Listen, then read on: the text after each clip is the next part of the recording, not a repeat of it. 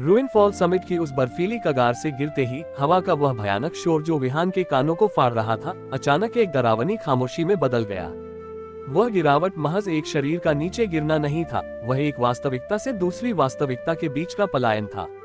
जैसे जैसे वह नीचे धंसता गया, पहाड़ की वे नुकीली चट्टानें और एल्डर्स के चिल्लाने की धुंधली आवाजें ऊपर कहीं लुप्त हो गईं। विहान का शरीर सीधा मृत्यु की उन गहराइयों में समा गया था जहां आज तक कोई जीवित नहीं पहुंचा था। लेकिन ये गिरावट सामान्य नहीं थी। शुरुआत में उसे लगा कि गुरुत्वाकर्षण उसे तेजी से नीचे खींच रहा है, लेकिन जल्द ही उसे एक विचित्र एहसास हुआ, ऊपर और नीचे का बोध पूरी तरह समाप्त हो चुका था। वह गिर रहा था, या शायद तैर रहा था, या शायद किसी विशाल जीव के उदर में धीरे धीरे नीचे उतर रहा था। चारों ओर केवल अंधकार था, एक ऐसा घना और जीवित सा अंधकार जो केवल प्रकाश की अनुपस्थिति नहीं था, बल्कि खुद में एक पदार्थ था। यह अंधकार विहान की त्वचा को छू रहा था, उसकी फटी हुई खाल के भीतर रिस रहा था, जैसे उसे भीतर से टटोल रहा हो। वहां समय का पहिया जैसे रुक गया था। एक पल एक युग जैसा लग रहा था, और अगला ही पल बिजली की कौंध की तरह बीत रहा था। स्पेस और समय का ये विरूपण विहान की चेतना को झकझोर रहा था। उसके शरीर का वह तीखा दर्द, जो कुछ क्षण पहले असहनीय था, अब धीरे धीरे सुनना पड़ रहा था। लेकिन ये राहत सुखद नहीं थी, यह एक डरावना खालीपन था। उसे महसूस हुआ कि उसके घावों से रिसता खून अब नीचे नहीं गिर रहा था, बल्कि उसके शरीर के चारों ओर एक लाल आभामंडल की तरह तैर रहा था। क्या यही अंत है? उसने सोचना चाहा, लेकिन उसे अपनी ही सोच किसी गूंज की तरह सुनाई दी। तभी उस अनंत शून्यता के बीच सील्ड वॉइड की ऊर्जा सक्रिय हुई। सील्ड वॉइड एक प्राचीन और प्रतिबंधित आयाम है, जिसे किसी अज्ञात युग में शक्तिशाली अस्तित्वों द्वारा सील कर दिया गया था। यह कोई साधारण खाई या खाली स्थान नहीं है, बल्कि एक ऐसी जीवित शून्यता है जहां भौतिक दुनिया के नियम समाप्त हो जाते हैं और केवल शुद्ध ऊर्जा का अस्तित्व रह जाता है। यह क्षेत्र बाहर से देखने पर पूर्ण अंधकार जैसा लगता है, लेकिन इसके भीतर समय, स्थान और चेतना तीनों विकृत रूप में मौजूद होते हैं। जो भी इसमें प्रवेश करता है, वह केवल गिरता नहीं, बल्कि अपने अस्तित्व के साथ एक गहरे रूपांतरण से गुजरता है। कहा जाता है कि सील्ड वॉइड किसी कैद किए गए सत्य को बंद रखने के लिए बनाया गया था, और आज तक कोई भी यह नहीं जान पाया कि इसके सबसे गहरे केंद्र में वास्तव में क्या छिपा है। विहान को महसूस हुआ कि वह किसी खाई में नहीं, बल्कि किसी अस्तित्व के भीतर प्रवेश कर चुका है। ये वह प्रतिबंधित क्षेत्र था जहां भौतिक दुनिया के नियम रेत की तरह ढह जाते थे। उसे एहसास हुआ कि उसका शरीर अब केवल मांस और हड्डियों का ढांचा नहीं रह गया है, वह शून्य की उन ऊर्जाओं के साथ एक हो रहा था जो सृजन और विनाश के बीच की कड़ी थी। वह सघन अंधकार, जो अब तक विहान के लिए केवल एक निर्जीव शून्यता था, अचानक प्रतिक्रिया देने लगा। जैसे ही विहान की चेतना ने उस गहराई को छुआ, शून्य के भीतर एक हलचल पैदा हुई।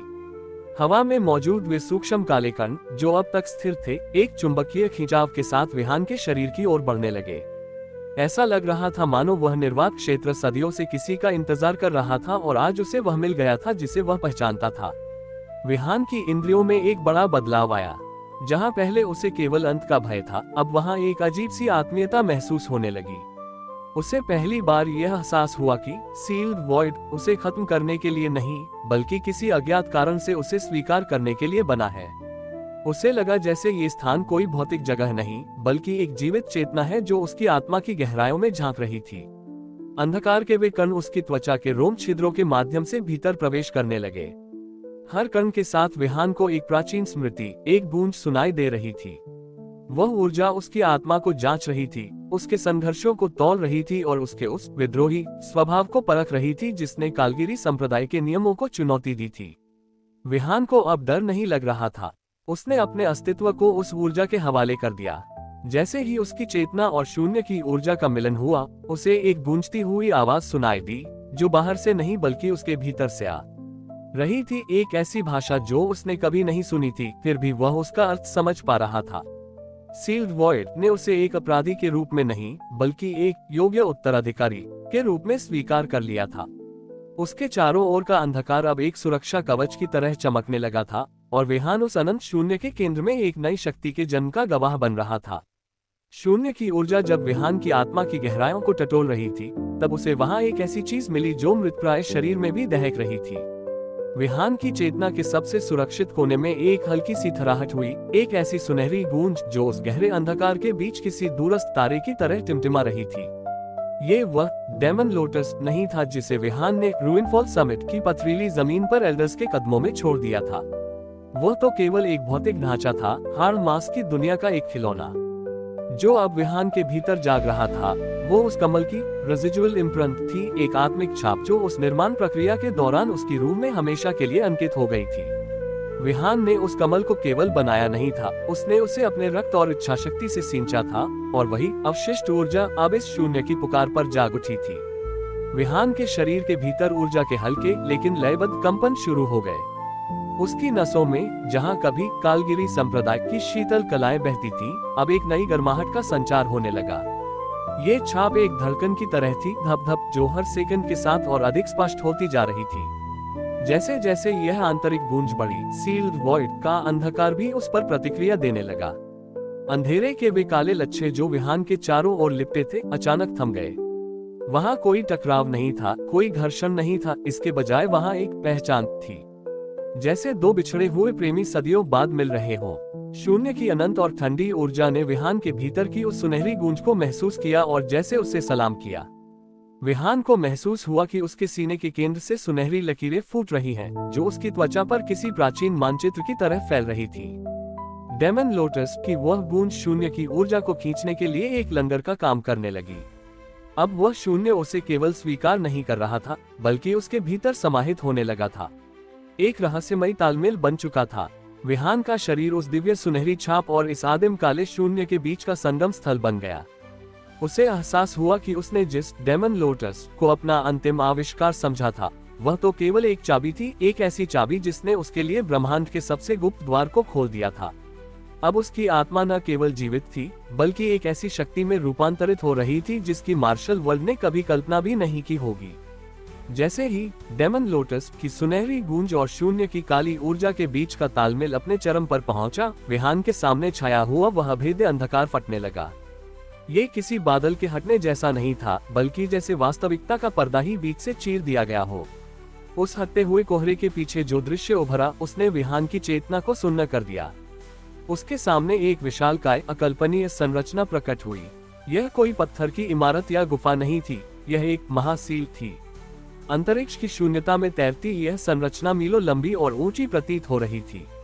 हजारों लाखों विशाल जंजीरें, जो किसी अज्ञात धातु की बनी थी और गहरे नीले रंग की ठंडी ऊर्जा से चमक रही थी, एक केंद्र बिंदु से चारों दिशाओं में फैली हुई थी। इन जंजीरों के बीच बीच में विशाल शिलालेख और तैरते हुए प्रतीक थे, जो किसी प्राचीन और विलुप्त भाषा में लिखे गए थे। हर प्रतीक से एक ऐसी भारी ऊर्जा निकल रही थी, जो भौतिक शरीर को कुचल देने के लिए काफी थी। ये सील किसी साधारण खजाने की रक्षा नहीं कर रही थी, ये किसी ऐसी चीज को कैद किए हुए थी जो बेहद प्राचीन, आदिम और विनाशकारी थी। विहान ने देखा कि वे जंजीरें स्थिर नहीं थीं। वे धीरे धीरे एक बोझिल लय में हिल रही थी, खन खन, जैसे कि उनके भीतर कैद कोई विशालकाय सत्ता अपनी नींद में करवट ले रही हो। हर बार जब वे जंजीरें हिलती, शून्य की ऊर्जा में एक भयानक लहर पैदा होती, जिससे पूरा सील्ड वॉइड थरथरा उठता। उन जंजीरों पर जमे हुए प्राचीन निशान बता रहे थे कि वे युगों से इस बोझ को सह रहे हैं, और अब वे अपनी अंतिम सीमा तक पहुंच चुके हैं। सील के केंद्र से एक मध्यम रक्त जैसा लाल प्रकाश छनकर बाहर आ रहा था, जो उन सुनहरी और नीली ऊर्जाओं के साथ मिलकर एक डरावना वातावरण बना रहा था। विहान को उस विशाल संरचना के सामने खुद के वजूद का एहसास एक धूल के कण जैसा हुआ। उसे समझ आ गया कि कालगिरी संप्रदाय और उनका मार्शल वर्ल्ड इस शक्ति के सामने एक तिनके के समान भी नहीं थे। ये वह जगह थी जहां दुनिया के अंत की शुरुआत दफन थी। वह जंजीरें, वे प्रतीक और वह हिलती हुई प्राचीन ऊर्जा विहान को अपनी ओर खींच रही थी। उसे महसूस हुआ कि उसकी आत्मा में मौजूद डेमन लोटस की वह गूंज इन जंजीरों की आवाज के साथ एक अजीब से सुर में मिल रही थी। जैसे विहान का वहां पहुंचना कोई दुर्घटना नहीं, बल्कि इस प्राचीन सील की अंतिम पुकार का उत्तर था। उसे अब उस राज का सामना करना था जिसे समय ने भी भुला दिया था। उस विशाल सील की गूंज और जंजीरों की कड़कड़ाहट के बीच एक ऐसी आवाज उभरी जिसने भौतिक ध्वनि के सारे नियमों को दरकिनार कर दिया। वह कानों से नहीं सुनी गई थी, वह सीधे विहान की चेतना के सबसे गहरे तल पर किसी ठंडे प्रहार की तरह महसूस हुई। आउटसाइडर, विहान के अस्तित्व में एक सिहरन दौड़ गई। वह रुक गया, या कहें कि उसकी चेतना उस शून्य में जम गई। उसने अपनी मानसिक दृष्टि को चारों ओर घुमाया, लेकिन वहां जंजीरों और उन चमकते प्रतीकों के अलावा कोई मानवीय आकृति नहीं थी। केवल वह विशाल अंधकार था जो अब पहले से कहीं अधिक सघन और भारी महसूस हो रहा था। आवाज फिर आई, इस बार वह और भी गहरी और भी प्राचीन थी। ऐसा लगा जैसे सदियों से जमी हुई बर्फ का कोई पहाड़ धीरे से दरक रहा हो। तो तुम यहाँ पहुंच ही गए। विहान की सांसें भारी हो गईं, लेकिन उसने अपनी मानसिक दृढ़ता को टूटने नहीं दिया। उसकी आंखें सख्त हो गईं। यह आवाज किसी साधारण मनुष्य की नहीं थी। इसमें न तो दया थी, न ही क्रोध। इसमें केवल एक अनंत काल का अनुभव और एक ऐसी शक्ति थी जो ब्रह्मांड के जन्म से पहले की प्रतीत होती थी। ये स्पष्ट था कि यह स्वर किसी बाहरी व्यक्ति का नहीं, बल्कि स्वयं सील्ड वॉइड या उस प्राचीन सील के भीतर कैद किसी सत्ता की अपनी चेतना थी। कौन हो तुम? विहान ने अपनी इच्छा शक्ति को शब्दों में पिरोकर शून्य में उछाला। कोई उत्तर तुरंत नहीं मिला। केवल उन विशाल जंजीरों के हिलने की आवाज आई, जैसे उस सत्ता ने विहान की आवाज सुनकर अपनी आंखें खोली हो। फिर एक हल्की सी हंसी पूरे शून्य में गूंजी, एक ऐसी हंसी जो उपहास नहीं, बल्कि एक डरावनी स्वीकृति थी। मैं वह हूँ जिसे तुम्हारे संप्रदाय ने शून्य कहा और जिसे नियति ने प्रलय का नाम दिया। पर तुम तो अपने साथ कालगिरी की मिट्टी और उस सुनहरे कमल की गूंज लेकर आए हो। क्या तुम जानते हो कि तुम कहाँ खड़े हो, नश्वर? विहान पीछे नहीं हटा। रुइनफॉल समिट की चोटी पर उसने मौत को पहले ही स्वीकार कर लिया था और अब ये रहस्यमयी आवाज उसे डरा नहीं सकती थी। उसने महसूस किया कि उसकी आत्मा में बसी डेमन लोटस की छाप उस आवाज के साथ स्पंदित हो रही थी। संघर्ष और रहस्य का एक नया द्वार खुल चुका था।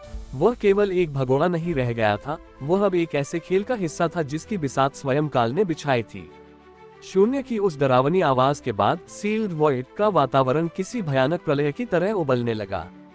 जो ऊर्जाएं अब तक केवल विहान को छू रही थीं, वे अब उसके अस्तित्व के एक एक परमाणु को अलग करने लगी। डेमन लोटस की वह सुनहरी छाप जो अब तक उसके सीने पर चमक रही थी, अचानक अस्थिर होकर पिघलने लगी। वह शून्य को रोक नहीं रही थी, बल्कि खुद शून्य में समाहित होने के लिए तड़प रही थी।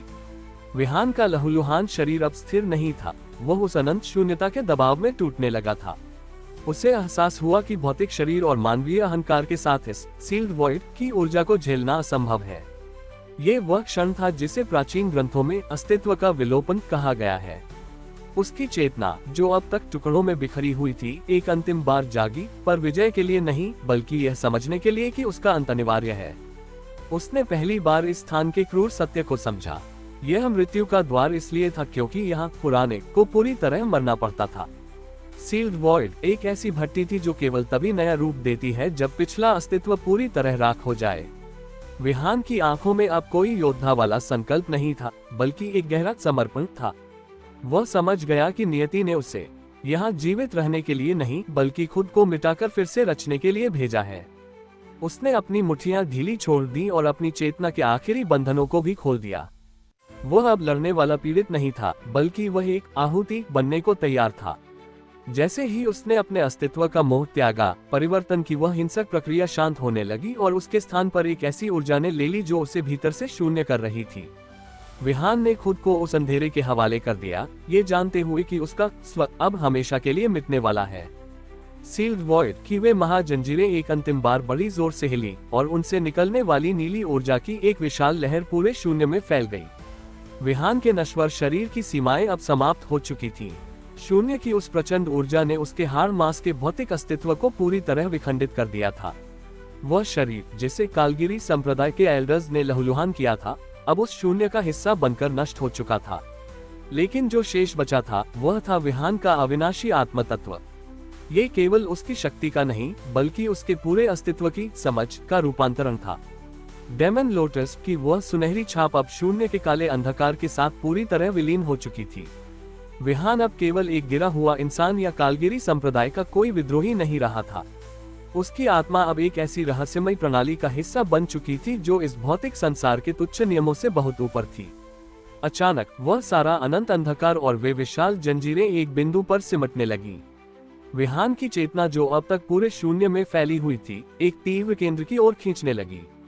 उसे महसूस हुआ कि उसकी यादें, रुइनफॉल समिट की वह बर्फीली रात, एल्डर्स के नफरत भरे चेहरे, इक्लिप्स कोर्ट के वे दिन और यहाँ तक कि उसका अपना नाम, सब कुछ एक धुंधले कोहरे में बदल रहा है। जैसे जैसे वह शून्य उसे धो रहा था, उसका अतीत उसकी पकड़ से फिसलकर विस्मृति की गहराइयों में समाता गया। अंधेरा और गहरा हुआ, लेकिन इस बार वह डरावना नहीं था। वह कोमल था, सुरक्षित था और उसमें एक अद्भुत गर्माहट थी। विहान की आत्मा अब एक नए पात्र की तलाश में ब्रह्मांडीय सीमाओं को लंघ चुकी थी। शून्य ने उसे पूरी तरह शुद्ध कर दिया था, जैसे आग सोने को तपाकर कुंदन बना देती है। अब वह पुराना विहान नहीं था, वह केवल एक अत्यंत शुद्ध ऊर्जा पुंज था जिसे नियति ने एक अनजान नई दुनिया की ओर धकेल दिया था। धीरे धीरे उस शांत शून्यता के बीच उसे एक नई तरह की आवाज सुनाई देने लगी, एक निरंतर चलने वाली धड़कन। ये सील्ड वॉइड की वह डरावनी गर्जना नहीं थी, बल्कि एक माँ के हृदय की कोमल और ममतामयी धड़कन थी। वह अब किसी के गर्भ की सुरक्षित और अंधेरी गहराइयों में था। एक नई दुनिया, एक नया जीवन और एक नई गाथा उसका इंतजार कर रही थी। विहान को अब कुछ भी याद नहीं था, उसका पिछला जीवन एक बंद किताब की तरह पीछे छूट गया था। लेकिन उसकी आत्मा की सबसे गहरी परतों में वह शून्य की शक्ति और सुनहरे कमल का दिव्य संगम अब भी एक सुप्त बीज की तरह सुरक्षित था, जो आने वाले समय में पूरी दुनिया को हिला देने वाला था। अभी के लिए वह केवल एक नन्हा सा जीव था, जो उस अंधेरे गर्भ में अपनी नई नियति के साथ जन्म लेने की प्रतीक्षा में शांत पड़ा था। हाय एवरीवन, आज मैं आप सभी से एक छोटी सी रिक्वेस्ट करने आया हूँ। सबसे पहले मैं दिल से आप सभी का धन्यवाद करना चाहता हूं कि आपने सोल ऑफ लैंड चैप्टर 1 को इतना प्यार दिया और अपना समय दिया। और अब बात आती है मेरी एक इम्पोर्टेंट रिक्वेस्ट की।